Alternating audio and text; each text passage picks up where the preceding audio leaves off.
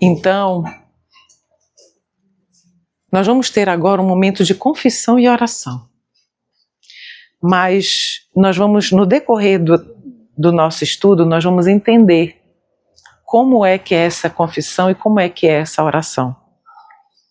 O Senhor Jesus Cristo, Ele deixou orientações para nós, na sua palavra, a respeito do orar e da confissão de pecados. E no tempo de Ellen White, da serva do Senhor, por várias ocasiões, as pessoas se reuniram ali, irmãos de fé, em momentos de meditação, de reflexão na palavra de Deus. E o Espírito Santo moveu as pessoas que estavam ali com a serva do Senhor, moveu as pessoas para que elas se levantassem e confessassem, publicamente.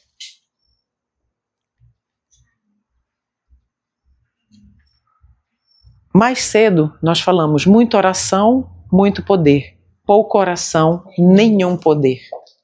Não há poder para o crente que não ora. Não há poder para vencer pecados. Não há poder para testemunhar de Cristo, nem na família e nem fora dela.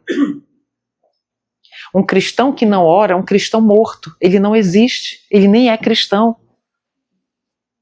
Mas nestes últimos dias que precedem a volta de Cristo, quão mais necessário e urgente é que nós oremos a Cristo muito mais. Muito mais. A todo momento. Sem cessar. E eu queria compartilhar com os irmãos este relato que está na Review and Herald, de 12 de abril de 1887, em que a serva do Senhor, ela nos relata o que estava acontecendo ali naquela reunião e como o Espírito Santo de Deus levou as pessoas a confessar pecados, confessar publicamente. Diz o seguinte: sábado de manhã, 12 de fevereiro, 6h30, tivemos nosso devocional. É Ellen White escrevendo. O Senhor me deu muita liberdade para falar ao povo, e o gelo dos corações foi quebrado. Muitas confissões foram feitas com bastante liberdade, com lágrimas correndo livremente. Vemos que o Espírito do Senhor está vindo à reunião e isso me faz regozijar. Queremos que a obra vá mais fundo e seja mais séria. A confissão de pecados, e a gente está falando de pecados públicos, pecados que os outros veem, pecados que não são os nossos pecados secretos, pecados aqueles que nós temos em pensamento e que só o Senhor Deus sabe, não são estes. Estes pecados aqui que foram confessados são pecados, e os irmãos vão ver agora outros exemplos, eu vou compartilhar com os irmãos, de pecados que tipo de pecados os irmãos estavam confessando publicamente? Review and Herald, de 4 de maio de 1876, diz assim: foi dada oportunidade para todos os que se sentiam afligidos para aliviar seus sentimentos, dizendo poucas palavras ao ponto. Não era uma pregação, eram poucas palavras ao ponto. Então, nós vamos ver aqui alguns exemplos de pecados que foram confessados nessas reuniões com a irmã White, que diz assim: um irmão disse que ele não estava satisfeito com a sua condição. Foi um pecado que ele estava confessando ali publicamente. Ser um cristão é ser semelhante a Cristo. Ele frequentemente era vencido por um espírito impaciente. Ele sentia que tinha que vencer isso. Então, olhem só. Este é um pecado que afetava as pessoas ao redor dele, quer fosse na família ou fora dela. O pecado da impaciência. E ele sabia que ele precisava confessar isso publicamente, porque certamente outras pessoas que estavam ali naquele momento já haviam presenciado o pecado dele da impaciência. Entendem? Uma outra situação. Um irmão disse que se sentia culpado que não vivera à altura da luz que ele tentaria e que ele tentaria caminhar na luz a partir de agora. Assim como Cristo está na luz. Entende? Muitos bichinhos aqui. Então, os irmãos entendem o que está acontecendo aqui? Olha só o tipo de pecado que este irmão confessou. Ele confessou o pecado e este pecado também afetava pessoas. Pessoas já haviam testemunhado, por isso ele confessou publicamente, que ele havia percebido que ele não estava vivendo à altura da luz que Deus estava dando para ele, e ele estava confessando isso diante das pessoas, dizendo que ele estava se comprometendo com Cristo a avançar, a seguir a luz. Era uma decisão que ele estava tomando ali, que ele não seria mais negligente em não viver a luz que ele estava vivendo. Conseguem perceber os tipos de pecados públicos que estão sendo compartilhados aqui? Então, ele confessou diante das pessoas que sabiam que ele não estavam vivendo à altura da luz que ele recebera. Por quê? Porque, meus queridos, nós somos uma carta aberta. As pessoas nos leem. Então, aquilo que nós fazemos publicamente afeta outras pessoas, inclusive afeta a fé das pessoas. Uma irmã falou que ela havia cometido erros. Nada como ela o enxergava agora estava bem e em ordem em sua vida. Ela queria que o seu coração fosse purificado. Ela esteve vivendo em dúvidas e medos e sabe que não pode honrar a Deus com uma vida assim. Então, estes tipos de pecados que estão sendo confessados publicamente são apenas os pecados que afetam outros, que estão ao redor. Uma irmã disse que ela precisava de um apego maior a Deus. Ela tinha tido uma vida de oração, mas não se sentia bem. Sua vida não era digna do nome de cristão. Então ela havia percebido isso, com certeza ela estava dando um testemunho que era incoerente com o título de cristão que ela estava ali vivendo. Então, eu queria dizer aos irmãos que o testemunho que nós damos diante das pessoas, ele grita para as pessoas. Ele mostra às pessoas que qualidade de cristianismo nós realmente estamos vivendo. Primeiramente dentro do nosso próprio lar e depois para os de fora. Por isso, aquelas confissões, elas foram feitas de forma pública. Porque a vida e o testemunho daquelas pessoas estava dizendo algo que não era aquilo que elas queriam vivenciar diante de outros. Não era o que elas queriam. E elas se sentiam responsáveis por confessar esses pecados. E eu queria meditar com os irmãos a respeito disso. O que é confissão pública e o que não é confissão pública? Né? Meu irmão, eu agradeço. porque tá demais. Irmãos, só um momentinho, porque tem muito bichinho aqui. E o engraçado é que eles estão nos meus braços, eles não vieram para as minhas pernas. É? Foi muita fruta que eu comi na hora do almoço. Ficou... Ai. Vai melhorar agora. Vai melhorar.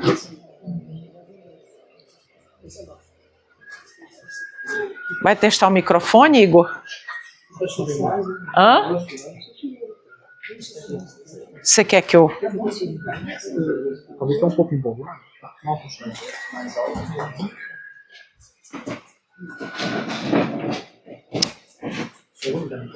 Tá. Ah, ele liga aqui, né? Ó. Passou. Passou, amor.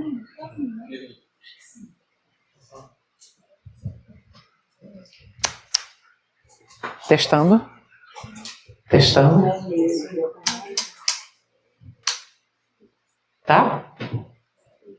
Tudo bem? Tá ótimo. Sumiu. Será que é mau contato? Ó. Voltou. Pode ser mau contato. Aqui nas conexões, né? Então, meus irmãos, o que é confissão pública e o que não é? Vamos ver.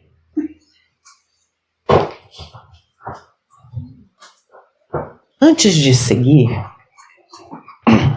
eu estava conversando com o irmão Alberto. Eu tenho dificuldade de chamar de Beto? Alberto, né? Eu estava conversando com o irmão Alberto que nós passamos 4 anos sem participar de uma Santa Ceia. E nós viemos participar em 2023. Eram 4 anos que nós estávamos sem participar de uma Santa Ceia por uma série de questões.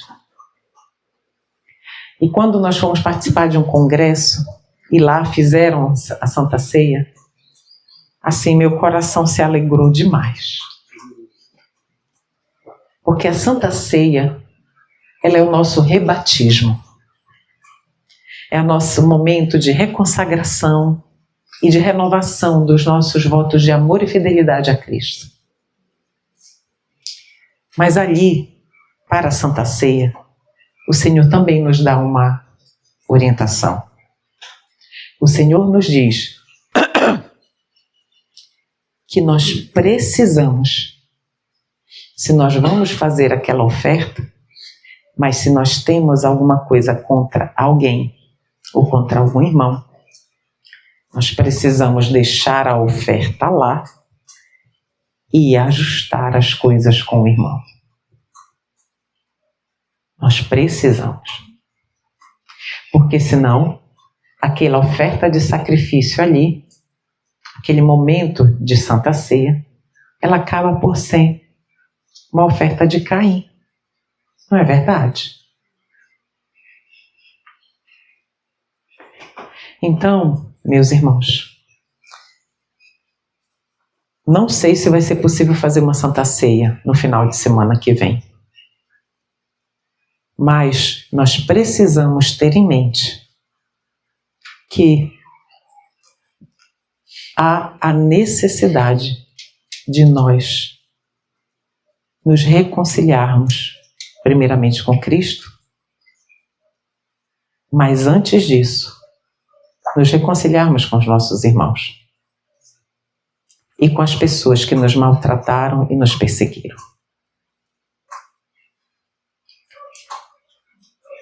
Por isso eu trouxe a questão, a essa reflexão da confissão pública. E o que é confissão pública e o que não é? Agora sim, nós vamos ver. Eu não confesso publicamente pensamentos, pecados secretos, porque ninguém precisa saber. Tudo bem?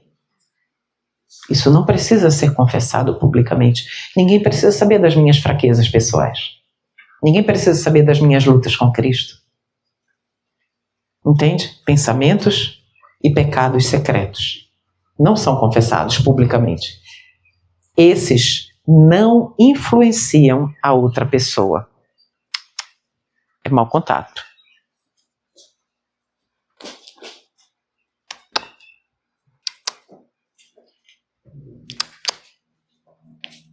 Eu posso ficar sem, Igor, não tem problema nenhum, tá? Então, esses não influenciam a outra pessoa. Os pecados secretos, aqueles que só eu e Deus sabemos. Tudo bem?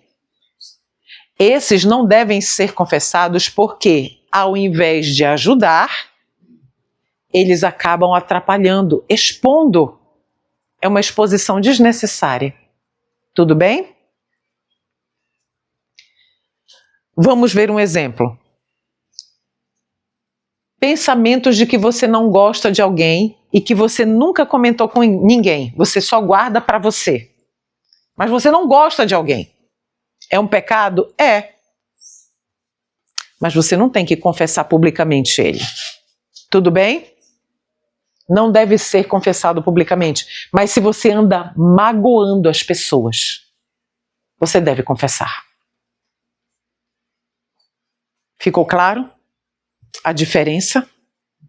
Se você anda magoando as pessoas publicamente ou alguém publicamente, então você precisa confessar. O Desejado de Todas as Nações nos diz o seguinte: aí se dá uma lição a todos os seguidores de Cristo. O Evangelho não transige com o mal, não pode desculpar o pecado. Os pecados secretos devem, em segredo, ser confessados a Deus. Mas o pecado público requer pública confissão. É a orientação do Espírito de Profecia para nós. Pecados públicos requerem pública confissão. E também é importantíssimo o perdão público. Oferecer o perdão publicamente. Eu queria compartilhar algo com os meus irmãos que não foi assim público, mas foi público na minha família já tem alguns anos. A minha irmã, minha única irmã, que já é falecida, agora de filha dos meus pais só tem eu. Então, eu tive um problema com a minha irmã no ano de 2014. E ficou a minha palavra contra a dela. Só que eu tinha 2 testemunhas com relação ao que tinha acontecido, mas ela negou. E ela entrou judicialmente contra mim. E isso para os meus pais foi terrível. Eu fiquei 6 meses sem ir na casa da minha mãe, para não ter que encontrar com ela lá. E minha mãe sofreu demais. Um dia nessa época eu ainda era professora, eu estava dirigindo para a escola, e eu liguei o rádio no programa do pastor Hamilton Menezes, que eu amo aquele pastor, aquela voz dele é uma delícia de escutar. Muito paz, muito assim espiritual. E aí, ouvindo o programa ali do pastor Hamilton Menezes, ele estava falando comigo. Ele só não disse Cleuma, mas aquela mensagem era toda para mim. E ele estava falando sobre o perdão. E naquele momento, naquela mensagem, eu vi que não havia céu para mim, porque eu não tinha oferecido o perdão para minha irmã. Eu cheguei, estacionei no estacionamento da escola, no pátio da escola, chorei de arrependimento, pedi perdão a Deus, porque eu pensei na minha mãe, no mal que eu estava causando à minha mãe, porque minha irmã não tinha a luz que eu tinha. Quem tinha a luz era eu. E por minha imaturidade, por não saber como lidar com a situação, eu mantive uma desavença com a minha irmã, eu causei dor e sofrimento nos meus pais e, assim, desestruturou tudo. Toda a minha família, que é muito pequena, éramos só, sempre fomos só nós 4, se desestruturou todinha. E naquele momento eu decidi pedir perdão para minha irmã. Detalhe, eu não tinha feito nada para ela. Eu não estou aqui sendo com autopiedade, não. Fato, não tinha feito. Mas eu disse, eu vou na casa da minha irmã. Liguei para ela, porque minha irmã sempre foi muito assim, usando um termo bem popular, tá, gente? Minha irmã era barraqueira, tá? Então ela era bem assim, e eu sabia que ela podia me dar uma resposta terrível e desligar o telefone e tudo mais, mas aí eu liguei para ela e eu disse, mana, tu tens condições de me ouvir? E aí ela disse, sim, eu tenho. Eu posso ir na tua casa para conversar contigo? E ela disse, pode. Isso já era um sinal, né? Já tinham se passado 6 meses. Fui na casa dela, ela estava no quarto dela. E eu sentei na frente dela e eu disse, mana, eu queria te pedir perdão por isso e por isso. 3 coisas eu pedi perdão para ela. Ela chorando muito, ela disse, eu te perdoo, mano. Pergunta aos irmãos, ela me pediu perdão? Nunca. Mas não tinha, o perdão, ele não está condicionado a outra pessoa te pedir perdão. Mas ele cabe àquele que tem mais luz, aquele que tem mais maturidade espiritual, quer seja no casamento, quer seja entre irmãos da mesma fé, entre irmãos de sangue, cabe àquele, por mais que você não seja o culpado, cabe a você ir até lá e restaurar a paz. Minha mãe teve paz. Voltamos a frequentar juntas, tudo acabou.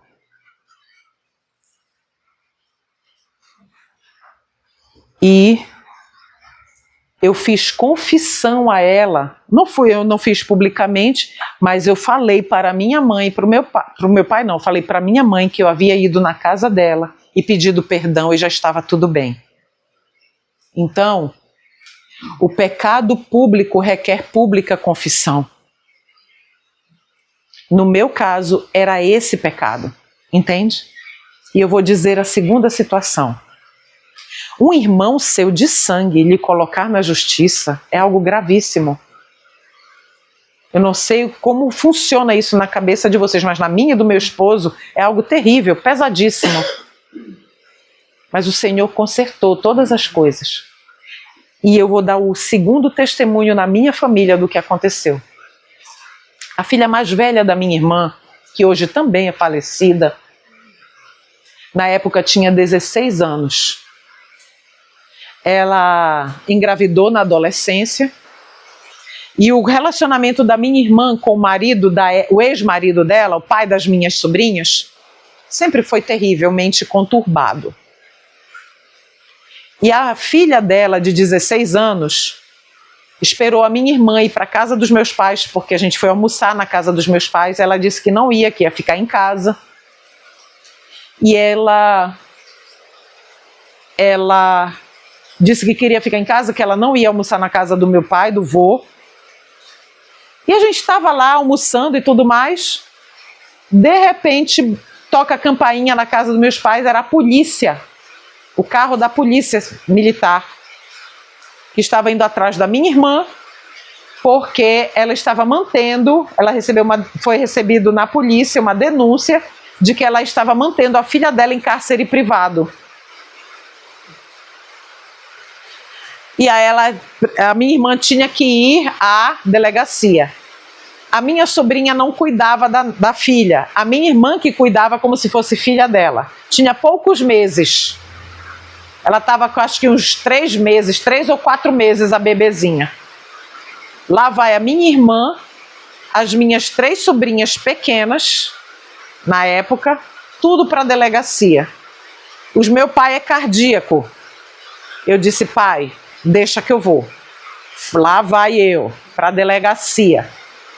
Quando chega lá, chega o pai das meninas, o vô delas por parte de pai e a irmã do pai delas, que também, usando a expressão popular, são bem barraqueiros.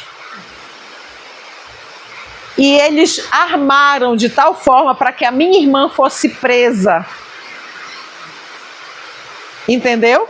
O objetivo deles era que a minha irmã fosse presa. E ali o delegado disse que ela ia ser presa, ameaçou ela e tudo mais. E a minha sobrinha havia mentido dizendo que ela estava em cárcere privado. O resultado disso, eu estava com a bebezinha no colo. A minha sobrinha a minha irmã começou a discutir com a minha sobrinha, perguntando por que ela estava fazendo isso com ela. Eu com a bebê no colo, e a minha sobrinha foi para cima da minha irmã.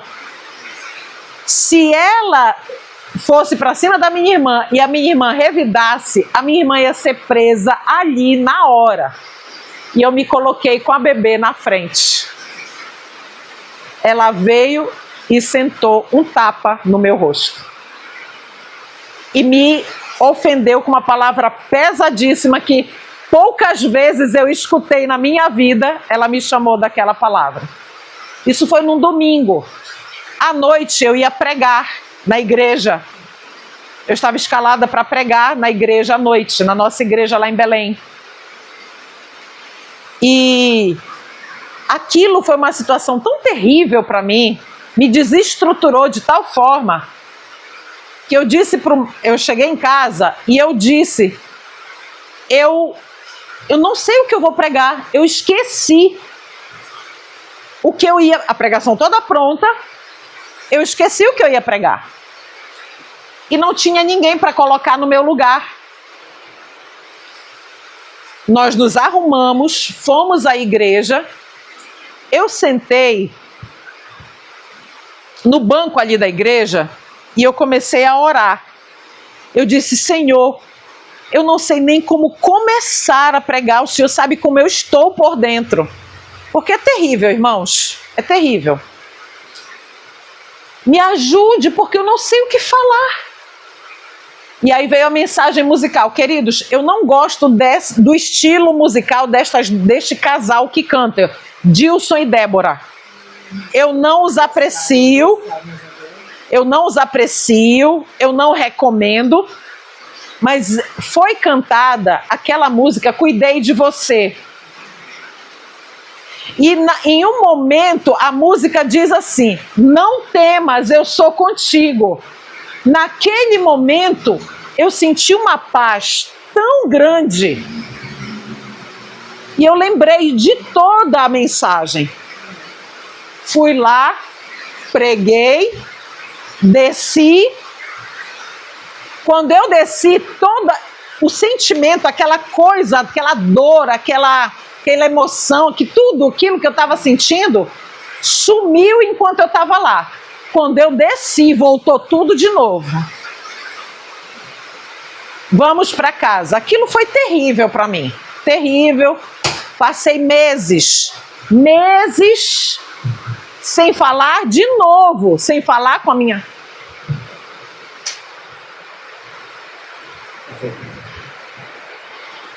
Dá para ouvir? Gente, é outra coisa o microfone, né? Até o tom da voz da gente muda, olha como fica mais natural. Porque senão eu tenho que fazer esforço. Eu até pareço uma pessoa mais gentil, mais amigável, não é verdade? Falando ao microfone. Não, falando no microfone, parece que eu sou uma pessoa mais agressiva, mais, né? Gente, olha a diferença. Olha, vamos investir em microfones, né? É uma bênção. Então, passam-se meses. a mesma situação. E aí vem o Espírito Santo trabalhando. Quem é que tem mais luz? Quem é que tem mais luz? Um dia, olha como o Senhor Deus preparou, porque Ele estava preparando o meu coração para o perdão, para ofertar o perdão. O Senhor Deus me conduziu um dia à casa dos meus pais. Meus pais eram nossos vizinhos, pulando 5 casas de diferença. Toquei a campainha e estava lá dentro, dentro da casa.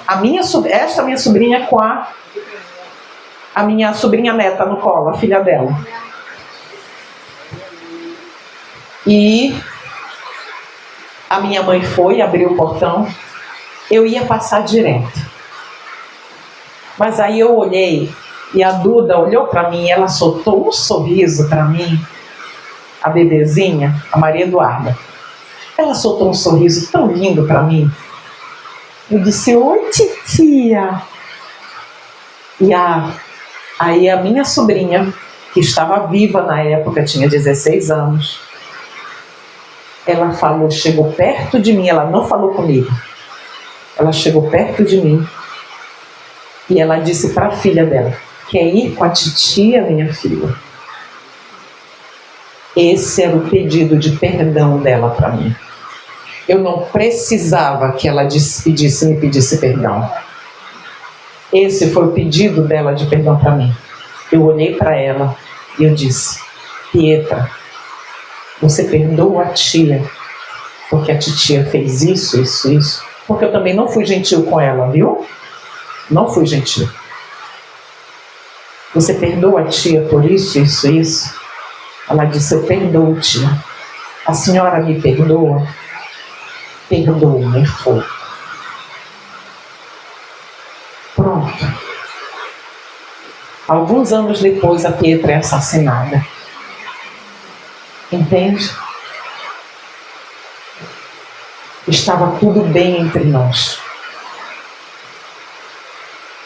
Eu dei uma Bíblia antes dela morrer. Eu dei uma Bíblia para a Pietra. Eu estava fazendo estudo bíblico com a filhinha dela, estava com 3 aninhos. Eu estava dando estudo bíblico para minha irmã e para as minhas sobrinhas, as irmãs dela, na cozinha. E ela viu a minha Bíblia. Tia, a sua Bíblia é tão bonita. Você quer, minha filha? Eu dou para você. Ela disse, tia, a senhora vai me dar a sua Bíblia? Eu disse, dou, você quer? Tia, eu sempre sonhei ter uma Bíblia dessa. Pouco tempo depois, ela foi assassinada brutalmente. Então, meus irmãos, oferecer o perdão antes que seja tarde. Antes que seja tarde. Eu louvo a Deus porque Ele me deu essa oportunidade. Ainda há tempo. A senhora Ellen White, ela tem uma citação que diz que é o nosso eu, ele tenta sempre se preservar de mortificação e insulto. É por isso que nós resistimos tanto em oferecer perdão às outras pessoas. E sempre o Senhor Deus, Ele vai esperar daquele que tem mais luz, daquele que tem mais experiência, é mais maduro espiritualmente.